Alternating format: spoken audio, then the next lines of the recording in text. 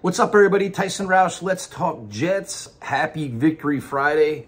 I've now had some coffee and my voice is slowly coming back. As I said in my previous video, MetLife Stadium was incredible last night, man. It's like Jet fans have wanted this moment for so long. Great football, beating up the Patriots, going 2-1, all this great stuff. And it's an exciting time. You want to see them build on it, right? Because you're 2-1. You want to make a run to win the AFC East, finally make it back to the playoffs, and have an awesome season. So for me, some early surprises. I'll cover both sides of the ball. Just, observations. We'll start with the offense first. I mean, Braylon Allen is a find. And you never, when you heard all the hype after the draft and you saw the size and the physicality, you're like, all right, it doesn't really translate. You saw some things in the joint practices and practice, and you're like, you're intrigued by him. But now you see what he's bringing to the game, and it's going to change the Jets' offense. And it's a huge lift for Breece Hall as well. But he's physical. He can catch the ball. He can get the short yards. He can be a goal line guy. He can take the life out of a defense. And it's like he's a really good insurance policy. God forbid Breece Hall does go down. We're like, you know what? He could be a bell cow back too, I think. Like, his future is bright with the Jets. And I can't he's only 20 years old, which is just wild to me. So to see how he progresses throughout the season is going to be really interesting. I'm curious to see how they handle Isaiah Davis. I know they tried to work him in last night. I have no problem with that at all. But when you have these two, when you have like the B&B guys going, man, it's like, let them roll. Like, these guys cooking. Let's get these yards. Another big surprise is Allen Lazard, and a guy that we wrote off. I mean, I did. I was so over him last year from like the drop passes. It seemed like a lack of effort, kicking the soccer ball. He was inactive for games last year. And now he's becoming a viable threat with the Jets offense, where he's got 3 touchdowns, 11 catches, yards after the catch. He's physical. He's fighting for every yard. Obviously, he has the chemistry at Rodgers, but he's bringing a lot to the table here. And he's also, he's giving that threat now where you have Garrett and Mike Williams. He can be that guy in the middle, creating some good opportunities for the offense. I got stuck there. The other thing, I got to be honest, the other early surprise for me is Aaron Rodgers. I mean, as a fan of like watching him in Green Bay, I've always been a fan of Aaron Rodgers. I'm sure everybody was. You watch him from afar, you see the games, like, wow, it's cool.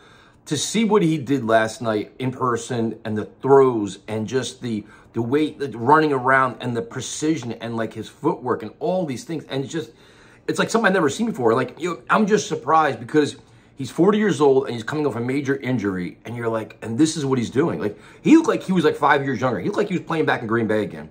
But to see like the velocity on his throws, like the touchdown pass to Garrett Wilson was insane. And you saw one even last week with Breece Hall, a touchdown.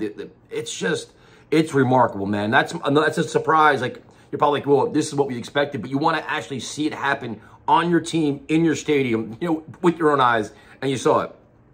Defensively, we've got to give Will McDonald a lot of credit, man. He's got, 5 sacks now. The last 2 weeks he's just creating havoc. And I understand that Patriots' offensive line is banged up, but still, with Jermaine Johnson out, there's a lot of pressure on him to make some plays, and he's doing it. He's getting more explosive, he's getting more confident, and it's needed because, God knows what's going on at Reddick at this point. It's becoming a lost season for him, whenever he reports.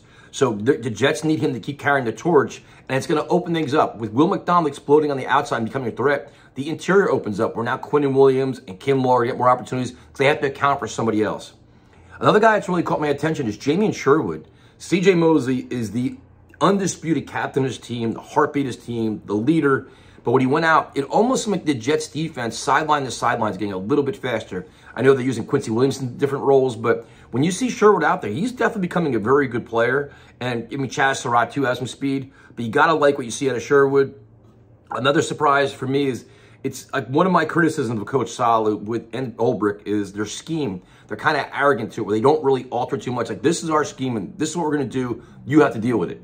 They adjusted. Like, last night, they blitzed, and they never do that. And I was always like, let Sauce travel, blitz more. Like, take advantage of, like, a undermanned offensive line, like a team that's just kind of, like, on the ropes. And they went after it. They blitzed Chuck Clark. They blitzed Quincy Williams. They were sending the house. And it was like, it's that different mindset. That's the aggressive winning mindset we've been asking for. Like, you want, like, far too often, they always seem complacent or just kind of conservative. And now they're getting after it. And that's the approach you need. But you want to see them have the same approach against the better teams too.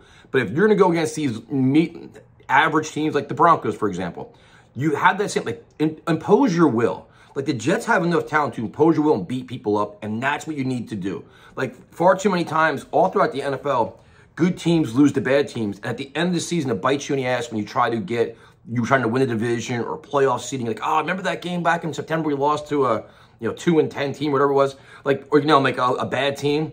And you want to have this same mindset where, like, the Jets entered the stadium last night. We are the better team. We want to smack you around, and we're going to do it on both sides of the ball.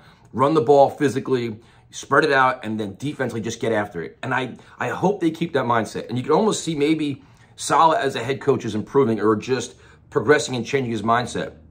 The other surprises, too, is 3 games in 11 days. They look fresh last night, man. We criticize Saleh a lot for his training camps and things like that, but according to himself and a lot of players, it was one of the hardest camps they've had in a long time, and it's paying dividends now because they seem like they're in shape. Last night, they could have very easily started packing in or like kind of being lackadaisical or sluggish.